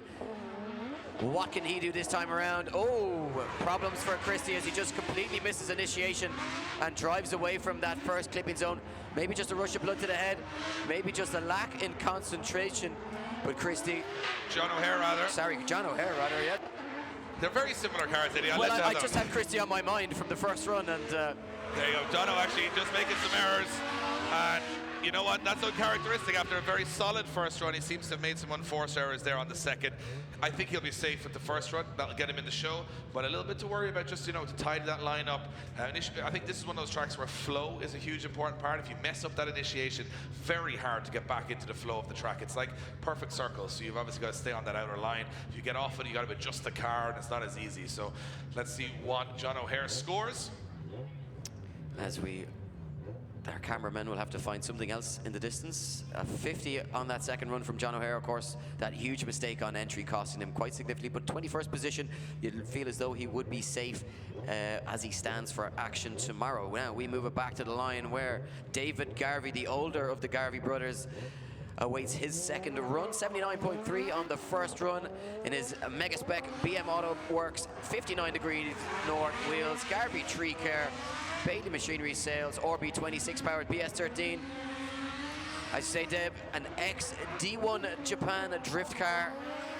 But this car has seen some amount of action with Garvey at the wheel since then, and he is looking hot on this second run. Can he keep it going into the final sections? Bit of a late transition, but makes it work as he takes it out to the wall for the final time, and across the line goes David Garvey. Yeah, and David Garvey's car run that incredible Mega Spec kit. I was just saying, from his perspective now, he's starting to feel the vibe that he's in the mix of this grid. Moving up that class. We talk about that big step up, that you've got to up your game. He looks like he is comfortable upping his game here, and it may not be the top qualifying run, but 2 solid runs can really set you up for a very good top 32, where you're not going to make a lot of unforced errors. If you get a 90 and a 0, that's more inconsistency, playing with your mind. But 2 solid runs sometimes can see guys through. Battles are a very different thing than qualifying. We always say qualifying is like a formality to get us to the main show. And right now, these guys are doing a great job of keeping the head, staying consistent, not ending up in the walls, and putting scores on the board. A reminder that we have tickets on the gate tomorrow for sale. Come down, watch it, have an ice cream, watch some Red Bull cliff diving. You can do it all in one day down here in Dún Laoghaire. We kick off our battles at 12 p.m. tomorrow. David Garvey gets a 74.3, stays in 19th position. And smiles all around, I'm sure, from the Garvey clan as both cars make it across both Dylan's having trouble, but both guys getting into the top 32 by the looks of things so far. We'll see how it goes. Pete Nielsen on the line.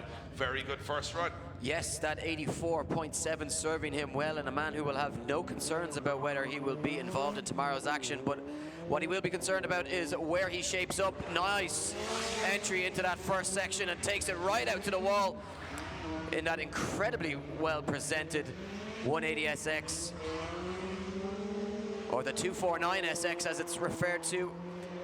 Graphics provided by Moose Design, transparent doors so you can see all the inner workings of Peyton and what's going on inside that cockpit. Transparent ceiling, and a man absolutely nailing that qualifying line is Peyton Nielsen.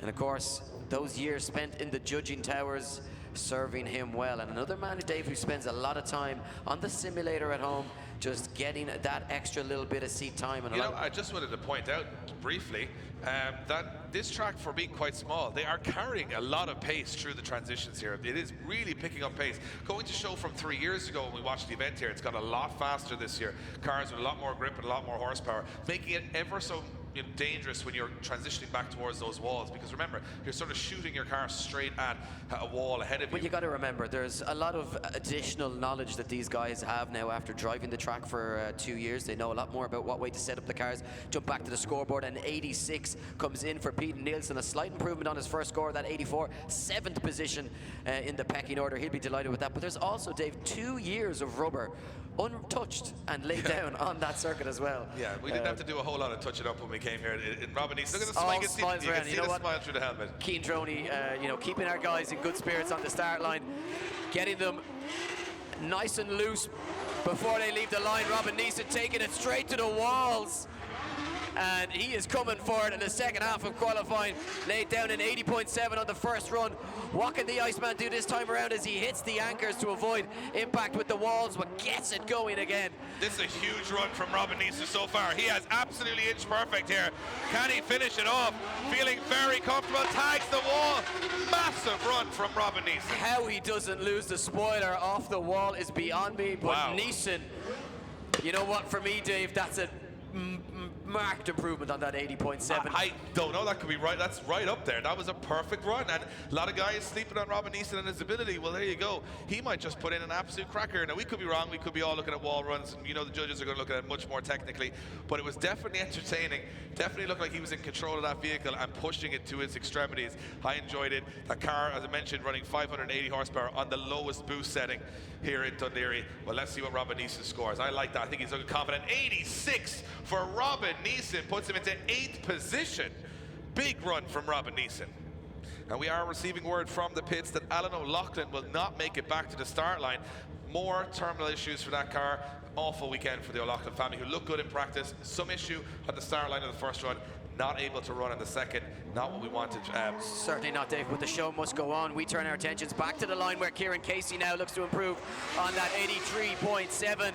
And what a way to start the run, nailing those first 3 clipping zones now as he looks to make that midline transition back out to the walls in front of the grandstand. Casey coming forward in the Fleet ID Gort Road Tires, VIP Motorsport, Curran Motors, Dean M Sport, 2JZ S14. Dropping a couple of wheels over the line, that's going to hurt his score as he takes it to the wall and clouds out Dún Laoghaire. Guys, give it up for Kieran Casey. Yeah, looking like a real contender out there. Very exciting to watch. Looking like a rock star.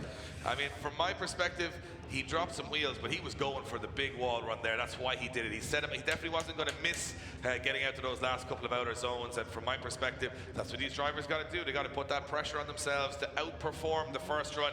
Sometimes they can push it a little too hard, but let's see what Casey scores on his second. From my perspective, it was all show, but will the judges see the technical side being as correct? 84.7 does improve Kieran Casey into 10th position, jumps into the top 10 in qualifying. He'll be happy with that as we head to main event battles tomorrow. So, we spoke about the Sean Watt Dean Martin battle. Well, Sean Watt in his first run could only muster up a score of 70, while Dean Martin put in that 88.7. So you can expect fireworks here from Sean Watt. What can he do as he takes to the circuit for a second run of qualifying? Tentative entry into that first section, but then brings it nice and deep into that outer zone, and onto the wall goes Sean Watt. Now transitions back, but just can't get as deep as he'd like into that wall zone. A big score coming here nonetheless for Sean Watt if he can keep it pinned. Nice line as he comes for those final sections. You can see the damage to the rear end as he just obliterates that rear bumper off the wall. Sean Watt crosses the line. Definitely an improvement on that 70 from the first run, Dave. Yep. But is it enough to beat Dean Martin's 88.7? I'm not so sure. It's a BMW E36 Saloon that looks like a coupe that he's now made into a compact. There you go. All 3 BMW chassis in one run from Sean Watt. And it was a very good run, though. Fantastic, fantastic. Oh, I'm going to have to flag you there, Eddie, because we are ready for the score of Sean Watt. 87 on the board for Sean Watt. Right back at Dean Martin. Into 6th position goes Sean Watt. And we turn our attention to the start line to a man having not the perfect return this year, Chris Doyle. Massive misfire issues with the car at round 1. He now has a misfire sitting on a 0 from the first run. All to do here in the second. High pressure right now. All to do, but all to play for. And you know what, Dave? While it hasn't been the perfect return, it has been a very impressive return. When that car has managed to run right, Chris Doyle has been well able to put it in all the right spots. Looks like he is taking it out to the wall. No consideration shown for the rear bumper as Doyle comes looking for it in the Mobil 1 Sunoco Fuels 180SX. And what can he do to keep this running through the final sections? Can he get a score on the board?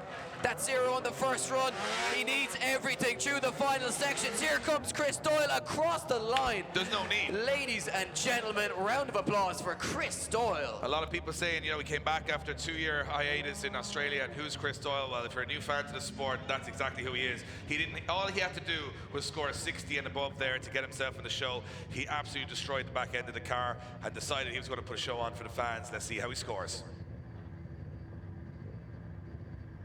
As you mentioned, representing Sunoco Race Fuels, Mobil 1, Drift 2 Motorsport, running those Origin body kits. How many of those are on the grid right now? Because everybody is running them because they are the nicest body kit I think drifting has ever created. If you're rocking one, you're definitely not original. Oh wow, I like what you've done there. But you know what? Because they're running them, not because it's common. Because it's cool. Because it's the coolest thing ever. Because those kits, they come with the canards, everything. So Chris Doyle awaits his score from the judges. What will Chris Doyle score? An 89 for Chris Doyle puts him into second position in qualifying with run to get it done. The drama continues. Well, there you go. 0 on the first, 89 on the second. Now Graham Holden steps up, and I mean stepping up is what it's all about this year. These guys coming through the ranks are doing exactly that. Look at that scoreboard, and here we go. Graham Holden, can he get himself in the mix of the top 10?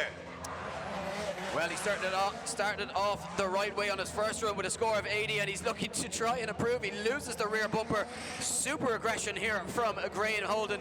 We talked about him being one of the quietest drivers on the grid, but you know what, Dave? He lets his driving do the talking. I think he's hit every single wall as he comes gunning for top spot. Can Holden take the honours here? As he comes across the line, Dunleary makes some noise for Graham Holden. Well, Graham Holden just announced himself on the Irish drift scene right there. Tagged every single wall. I was just about to say how well presented this car is.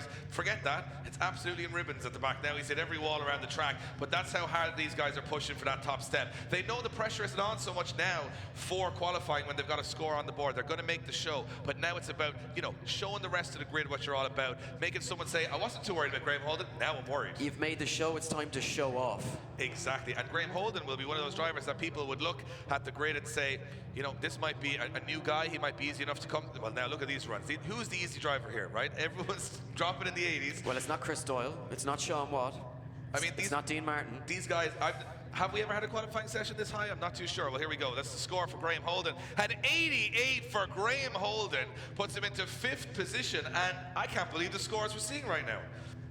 These guys luffing the wall runs towards the end. We move along to the start line. Dean Martin, well, he thought he was the pride of the BMW world, and then all of a sudden Sean Watt comes out, and now he's got to go again. So Dean is still higher. No, he's 1.7 better than Sean Watt. So,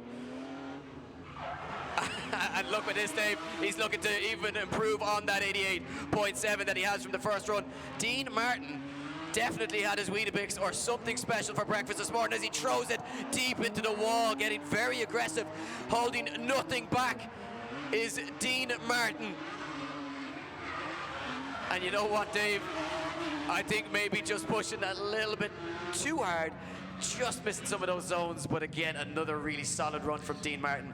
And you know what? I think somebody needs to shake Dean Martin and remind him who he is, because he's looking like James Dean out there. Yeah, the Dean is right. And it's hard to tell which, when driving like that, is on track.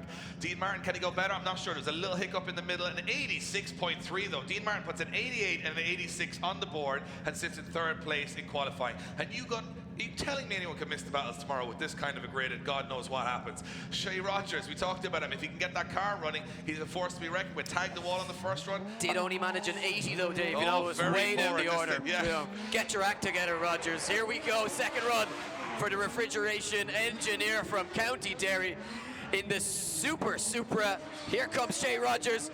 Can he take it out to the wall in front of the grandstand? Can he? What hard on the accelerator as Shea Rogers looks to better that score, doing a nice job now. Can he keep the momentum through the final sections? Clouds out Dunleary Arena and across the line, and you know what? I think that young man will be happy. 2 runs in the bag and no mechanical gremlins rearing their ugly head. You know what they say, Eddie? Never go full angle on this track because it's going to slow you down. And he went on a little bit too much angle towards the end, but when you've got 720 horsepower, you can get yourself out of trouble quite quickly. 75.7, sorry, Eddie, on the board for Shea Rogers, 20th position, but the car's working. He's going to be relishing the opportunity to go into battles tomorrow. So turning our attention back to the start line, David, I'm going to say nothing positive about him this time because every time we build him up, there's a problem with that car.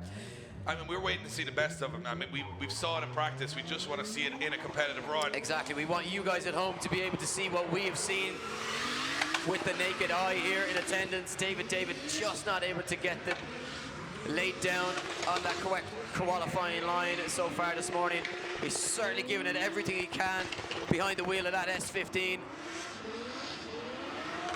And the Cypriot driver, I mean, absolutely blind inside the cockpit. No surprise that he's gone off circuit, Dave. The level of smoke inside that car, I just don't think he can actually see where he's going. I think, you know, and I think that was the problem there for him. Just as he came by the judging tower, that cockpit was completely filled with smoke and cost him. He just let off the power and...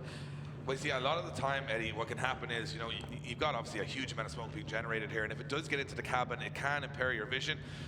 You don't need to be a technical expert to understand that, but it is an issue with some of these cars. A 49 for David. David puts him in 30th position right now. He's still inside with so many of those mechanical issues we've been seeing. You know, he's just crept inside there. It might be enough. We'll see how things go. We got a couple of guys still sitting on 0. See what happens. Neil Dunn sitting on a 0. Will Terence Fury be able to get to the line is another question. Yeah, we got Bas Mull, the Dutch driver, on the line, looking very, very focused in the cockpit of that car, representing Interpost. Yeah, 75 on the first run from Bas Mull. Looking to come out here and improve on that. And of course, Bas, the Dutch driver, very talented and capable behind the wheel. The Nürburgring Drift Cup champion in 2018. Dutch Drift League Pro champion in 2018 also. Oh, and a spin out towards the end for Bas Mull. We'll leave him on a 0 on his second run. We'll have to rely on the score for the first run. Pushing, but I like to see that. Guys pushing for that big finish. Just didn't work out on that occasion. Interesting fact about this car is that this was in fact the Wisefab demo car as it competed in Drift All-Stars back in 2013. So all the way back in 2013, that car was a demo car for Wisefab. Yeah, just a quick one, an update from the pits that Terence Fury unable to make it back to the line. You can see Bas Mull there was staying 25th. Terence Fury not able to make it back to the line. Another issue with differentials on that car. That's 2 rounds in a row. Huge amount of horsepower in Terence Fury's car, 600, but not able to get it to the ground this weekend. Very unfortunate circumstances. But smiles all around for Tomas Falvey after his first run. He put in a 78, Dave. Yeah, 78. So not bad. Can improve from there. Yeah, look, it has him down the order a little bit outside that top 15 drivers. Falvey coming for it though this time around as he takes it nice and deep into the wall. I mean, if I owned this car, I'd keep it locked away in a vault, and Falvey just comes out and throws it towards the walls, not concerned about putting a little bit of damage on the rear end of this impeccable S15. Falvey in the Elite Autos sponsored car. Of course, on his second run.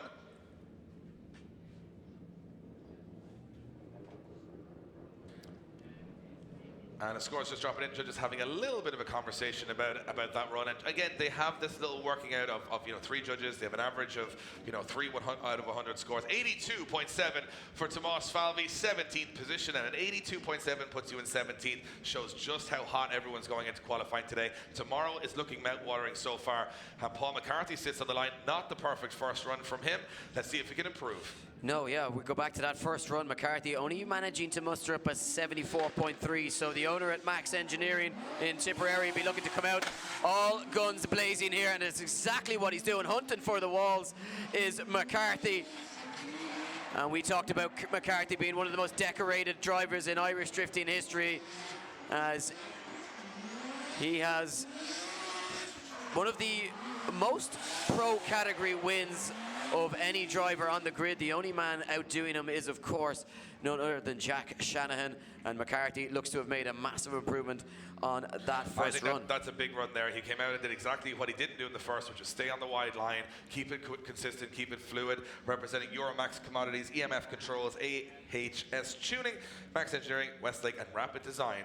Car looking pretty mean this year, but will the score reflect where McCarthy finished at the end of last season, which was right up there? It is indeed an 88 for Paul McCarthy, puts him into 6th position, and that's exactly what he would have wanted to hear at the end of this qualifying run. Lackluster start to the season, but now we're seeing what McCarthy is made of, and that is top level scores. Yeah, that enough just to get him onto the good side of the qualifying bracket. Now, a man who has it all to do on this run is none other than Neil Dunn on that 0 from the first attempt.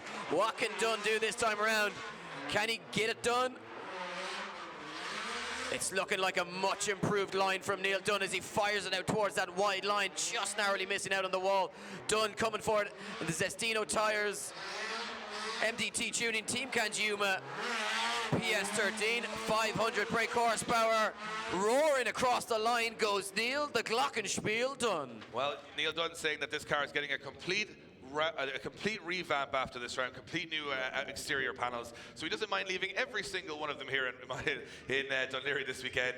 On that occasion, doing a much better job. Delighted to see Neil, who's always so full of enthusiasm and smiles. You know, when so much work behind the scenes, trying to manage, a lot of these guys managing, their kids and the job and trying to get the car ready. And obviously, he has a very understanding wife to allow him to do all that. But at the same time, they want to see a good run come in. And a 79 for Neil Dunn puts him in the game in 24th, which he'll be happy with after a very nerve-wracking first 0. So nice stuff from Neil Dunn. We move along the order. Yes, to none other than Paul Conlon sitting on the line, and he currently sits on a score of 59.3. So Conlon with it all to do. A sketchy first run, Dave. Just didn't tick the boxes the way he wanted. Didn't get that first clipping zone correct, and it cost him on his line throughout. What can he do this time around? Can he tone it back a little bit and just dial in the right line? Again, not as wide as the judges want to see him. He's collecting those clipping zones, but could do with being a hell of a lot wider. As Paul Conlon pops, bangs, and ferries his way around this Dún Laoghaire circuit. Conlon coming forward through the final sections in the Link ECU S15. Safely across the line goes Conlon. Will it be enough to improve on that score of 59? A reminder, of course, this only qualifying. We are back here tomorrow for the main event, the top 32. Gates opening from 8 a.m. with practice at 11 o'clock. And 10 o'clock to the general public, and we will have morning practice before the top 32 kicks off at 12:15 p.m. tomorrow afternoon, Dave. That's what it's all about. Battles tomorrow, sunshine, ice cream. Everything you could want from a drift event in one venue, and no bad standing or seating position in the house. You can see it all. 71 on the board for Paul Conlon, pushes him up to 29th position. Safe, I think, for battle action if we look at it through the order now, and we're hearing words from the pits. Conor Shanahan having some issues after practice as well. So Dennis Murphy now sits on the line. Some guys just having that trouble. It's a real horse and jockey sort of game, and when the horse sets you down, you can't run around there. So Dennis Murphy heads to the circuit. Big run expected here. Yeah, Murphy generally consistent in qualifying and throughout the competition. 80 on the board from that first run, bringing it nice and fast out to the wall. Big contact with the wall for Dennis Murphy in that exceptionally well presented 180SX, and Murphy, no stranger to losing the rear end off that car, manages to keep this going, but a bigger impact in the wall than he would have liked, Dave, and what the judges would want to see. Murphy, would he improve on that 80? Definitely safe for battle action tomorrow. It was almost akin to a pool ball hitting the, I don't know what you call the edge of a pool table, there's probably a name for it, but it just sort of bounced off and away he went again. So he almost didn't shake him that much, but it shook his score down to a 70.7. Yeah, that second run was about as good as Mike go-karting, and Murphy will understand the reference there. Yep, that's a very, very, very good reference. Here we go. That was me insulting him. Oh, wow, okay. I thought you were pretty good at go-karting, Eddie. According to Dennis Murphy, I'm not, but now a man that is very good at go-karting and even better at drifting is none other than Mr. Jack Shanahan as he leaves the line in his GT86 2JZ. 650 brake horsepower, 87 on the board from his first run. He's not top in qualifying. Nobody's in the 90s, but you can bet your life that Jack will be gunning for it here. He won't want to be outdone by Alan Hines. He'll want to prove that he is back and better than ever. Shannon coming for it as he takes it to the walls. through the final sections. Big transition, big angle, big speed from Shanahan as he crosses the line. Dunleary, let's hear you for Jack Shanahan. You know what? I don't think it was the most technically perfect run, but it was definitely the most entertaining. He went on full gangster angle anywhere it would allow here. Biggest angle we've seen on entry, biggest angle we've seen into that last transition, but wheel drop here or there. Very, it's going to weigh up in the judges' minds. From my perspective, he looks so comfortable in that car after 2 rounds. And 89 for Jack Shanahan puts him into second position. Jack Shanahan goes second with all the style in the world, which we expect from Jack Shanahan. High risk levels on track, judges rewarding him. We now know what they want. Can Lee Scott provide it? Well, if any man can answer the call, it is Lee Scott. I see he gets the thumbs up from the marshal. Here he comes. Gunning for it. Big weight transfer entry from Scott. Can he take it to the wall? He certainly can as he grazes the rear end of that E46. Scott now back on that wide line after the transition through the midsection. Foot to the floor as he smokes out Dunleary. Scott coming to improve on that 83 in the Finvoy tyres E46. What have you got, Lee Scott? Buckets of power, buckets of pace, and across the line in style. Woo! Yep, David Egan. Yep, Dunleary's feeling Scott. It's a good thing that we got the battles tomorrow because I'm losing my voice already. This is just incredible. I mean, we are really winding this up for tomorrow of the main event with these guys going door to door. For crying out loud, we've got Caldwell next. Oh, Eddie, I'm going to say Eddie, you're going to have to ban. Oh, look at that. 86 for Lee Scott puts him into 12th position. And that's only 12th position with an 86. And you know what? It's even more important. That puts him tied with Ryan Caldwell, which means Here Caldwell, who podiumed at round 1, is now sitting tied 12th in qualifying. Did top qualifying at round 1. So he's only got one option here, Dave, and he's got to go Yeah, ham. he's got to go into the 90s here to really show what he's all about, and he's going for a big style into the first corner. Yeah, and manages to pull it off nicely into that first clipping zone. Nails it off the wall in clip 2. Caldwell in the Turbo Direct Nissan S15, 800 brake horsepower under the bonnet, and this man can use every last one of those ponies. Scott looking so quick. Scott on the perfect line, takes it to the wall and across the line. Caldwell, rather, forgive me. I haven't seen driving of this caliber in a very long time. I mean, what I'm talking about is the entire grid. They have just flicked the switch, Dave, and they have turned it on for the second half of this one. Caldwell, They've wound out the me. boost, as they say, Eddie, down the country, I believe, and they are now ready to put scores on boards. And this, what's amazing about this, new format is, we know the battles tomorrow, this evening. So you can go on social media, on Drift Games, add us on Instagram, Facebook, YouTube, everything else. You will see what the battles are for tomorrow, and take your pick.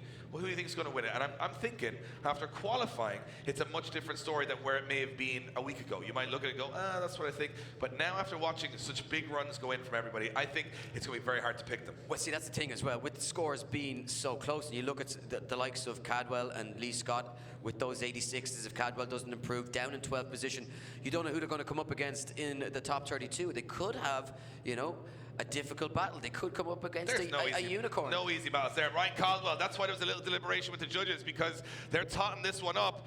Caldwell goes into second position with an 89.7. 89.7. And I actually think that could be tied first. So that'll come back to the first runs. It's provisional right now. Yes, that's tied first with Alan Hines. So it'll depend on Alan Hines' second run. He'll need to better an 86 in order to take home top spot. I mean, yeah, it's getting, and even Mark McBurney's got an 87.7 from his first run, so he could go out here. Can he go into the 90s? Can he be the first driver to break the 90s? He might be the first driver to break half the car here as he comes around that first corner with an absolute screamer. This car flying through. And I mean, we talked about the amazing drivers that have driven this car. McBurney is all flair, all style, all aggression. And he has found a new home this weekend in the Laoghaire Drifters BS38. What? Oh, and it just shuts down. That's a clutch issue, it sounds like, at the end of the run. And it looked like he was on for over 90 there if he could keep it going. But a couple of gremlins. I've got a new name for him. McLobrain, that's what I was going to go with, no? Mark Nakaburny. Wow. Okay, Eddie, you're not giving yourself a very strong future in the sport with terrible puns like that. Zero for Mark McBurney, but 87.7 on the first, keeps him in 9th position. He's still in the mix. Couple of gremlins to work out, I think, overnight in that car for tomorrow's main event. Now, Hines, we said it before, to top qualifying, he's already joined first. He has to better 86. He has to do better than 86 in the top qualifying, or he will be second to Caldwell. Here we go. And he's coming for it straight from the off. Look at that entry, straight onto the wall. Alan Hines pops and bangs from the rear end of that S14. And Alan Hines, you know what, Dave, we have talked about this guy for a long time, but he is producing the goods in his second season in the pro category on Irish soil. He is literally nailing every single wall. The car is getting lighter and lighter as he comes through the circle with parts falling off. Across the line, Alan Hines. Woo! That's your top qualifier. That is how you round out qualifying. I'm going to say it right now. That's your top qualifier because that was the most perfect No question. run. Absolutely I can't no even. question. You know what? That is James Dean. Esque. I'm not going to say it's. I think it's probably technically the best run we've seen today. That from where I'm sitting. Yeah. And I'm very wrong most of the time. Beside it. And we're sitting very close to it, as everyone else is If here at that's Dunleary. not a 90 run, Dave, I don't know. you know what? You know what? I It's don't know going to be what close. Caldwell was incredible, but I think maybe technically that was as good as that track can be done. I mean, think. there's scraping walls and there's scraping walls, and that was scraping walls. You're dead right, Eddie, and that's why you're here for those in-depth explanations. Here we go. Is it going to top qualifying before we head to battles tomorrow? Alan Hines awaits his score. Got to beat an 86. It's a 94 for Alan Hines as he goes first position and way out into first. We'll have a little look through the scoreboard, let you know who's in action tomorrow.